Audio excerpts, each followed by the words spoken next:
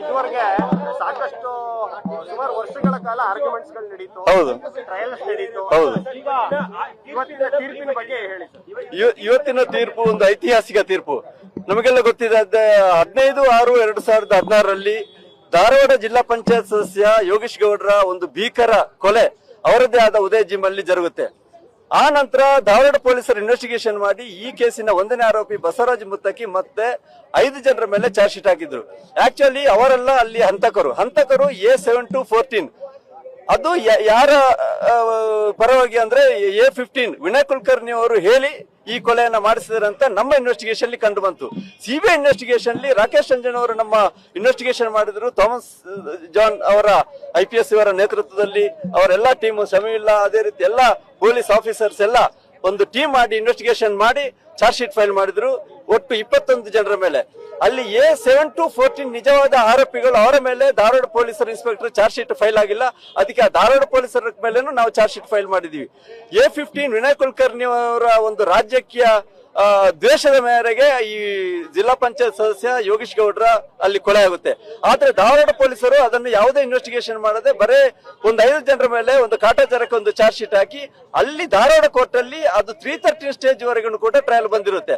ಆ ನಂತರ ಸಿಬಿಐಗೆ ಬಂದ ಮೇಲೆ ನಾವು ಬಹಳಷ್ಟು ಅದನ್ನು ಇನ್ವೆಸ್ಟಿಗೇಷನ್ ಮಾಡಿ ಆ ರಿಯಲ್ ಹಂತಕರು A7-14 ಯಾರಿದ್ದಾರೆ ಅವರ ಮೇಲೆ ಚಾರ್ಜ್ ಶೀಟ್ ಹಾಕಿ ಅವರನ್ನು ಕೂಡ ಈ ಕೇಸಲ್ಲಿ ಸಿಲುಕಿಸಿ ಆಮೇಲೆ ನಾವು ಎಲ್ಲರ ವಿನಯ್ ಕುಲಕರ್ಣಿ ಕೂಡ ಚಾರ್ಜ್ ಶೀಟ್ ಹಾಕಿ ಬಹಳ ಒಂದು ಉತ್ತಮವಾದ ಒಂದು ಚಾರ್ಜ್ ಶೀಟ್ ಅನ್ನು ನಮ್ಮ ಪೊಲೀಸರು ಫೈಲ್ ಮಾಡಿ ಆ ನಂತರ 1-2 ವರ್ಷದಿಂದ ನಾವು ನಿರಂತರ ಟ್ರಯಲ್ ಅನ್ನ ಮಾಡಿ ನಮಗೆಲ್ಲ ಗೊತ್ತಿದ್ದಾಗೆ ಬಹಳಷ್ಟು ಸಾಕ್ಷಿಗಳನ್ನ ಹೆದರಿಸಿದ್ರು. ಅದಕ್ಕೆ ಅವರ ಬೇಲ್ ಕೂಡ ಕ್ಯಾನ್ಸಲ್ ಆಗಿ ಅವರು ತಿರ್ಗಾ ಜೈಲಿಗೆ ಹೋದ್ದು ನಮಗೆ ಗೊತ್ತಿದೆ.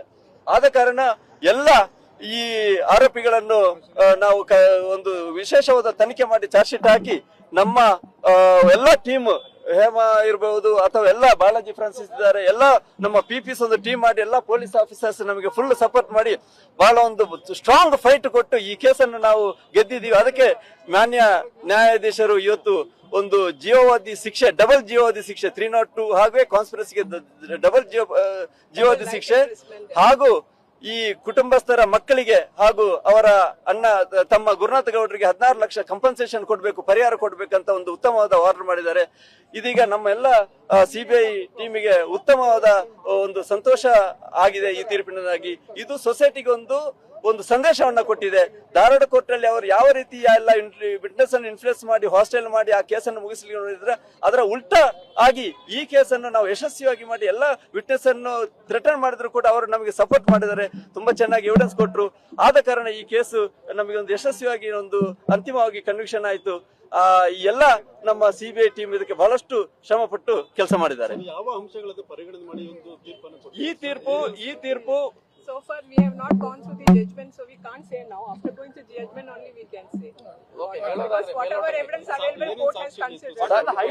ಮೈನ್ ನಮಗೆ ಎಪ್ರೂವರ್ ಎವಿಡೆನ್ಸ್ ಒಂದು ದೃಶ್ಯಾಕ್ಷಿಗಳು, ಐ ವಿಟ್ನೆಸ್ ಮತ್ತೆ CDR tower location document evidence, CCTV footage. ನಮಗೆ ಮೈನ್ ಎವಿಡೆನ್ಸ್ ಈ ಅಲ್ಲಿ ಪೋಸ್ಟ್ ಆಫೀಸ್ ಹತ್ತಿರ, ಧಾರವಾಡ ಪೋಸ್ಟ್ ಆಫೀಸ್ ಹತ್ತಿರ ಒಂದು CCTV ಫುಟೇಜ್ ಇತ್ತು. ಆ ಫುಟೇಜ್ ಅಲ್ಲಿ ಆರೋಪಿಗಳು ಅಲ್ಲಿಂದ ಈ ಆಯುಧಗಳನ್ನೆಲ್ಲ ತಗೊಂಡು ಓಡುವುದಂತೂ ಕ್ಲಿಯರ್ ಆಗಿತ್ತು. ಅದನ್ನು ಧಾರವಾಡ ಪೊಲೀಸರು ಪರಿಗಣಿಸಿಲ್ಲ. ನಾವು ತಗೊಂಡು ಅದನ್ನ ನೋಡುವಾಗ ನಮಗೆ ಗೊತ್ತಾಯ್ತು ಯಾರಲ್ಲಿ ರಿಯಲ್ ಆರೋಪಿಗಳಂತ. ಇದು ಮೈನ್ ಎವಿಡೆನ್ಸ್ ನಮಗೆ CCTV ಫುಟೇಜ್. ಮತ್ತೆ ಶಾಸಕರ ಇನ್ವಾಲ್ವ್ಮೆಂಟ್ ಬಗ್ಗೆ ಇರುವಂತದ್ದು ಅಂಶಗಳೇನು ಸರ್, ಅದನ್ನ ಅವರು ಬೆಂಗಳೂರಿಗೆ ಬಂದು ಮುತ್ತಗಿ ಜೊತೆಗೆ ಮಾತನಾಡುದು, ಅವರದ್ದು ಟವರ್ ಲೊಕೇಶನ್ CDR ಅಲ್ಲಿ ಅವರು ನಿರಂತರವಾಗಿ ಮುತ್ತಗಿ ಜೊತೆ ಸಂಪರ್ಕ, ಇದನ್ನು ಮುತ್ತಗಿ ಅವರ ಎವಿಡೆನ್ಸ್ ಅಲ್ಲಿ ಎಲೆಯಾಗಿ ಅವರು ಬಿಚ್ಚಿಟ್ಟಿದ್ದಾರೆ. ಅವರು ಹೇಗೆ ಸಪೋರ್ಟ್ ಮಾಡಿದ್ದಾರೆ, ಎಷ್ಟು ದುಡ್ಡು ಕೊಟ್ಟರು ಎಲ್ಲ ಮುತ್ತಗಿ ಕ್ಲಿಯರ್ ಆಗಿ ಹೇಳಿದ್ದಾರೆ. ಅದು ನಮಗೆ ಮೈನ್ ಎವಿಡೆನ್ಸ್ ಎಲ್ಲ apart from other CDR and other documentary evidence. CDR and CCTV footage is the main and eyewitness. These are the main evidence before this honorable court.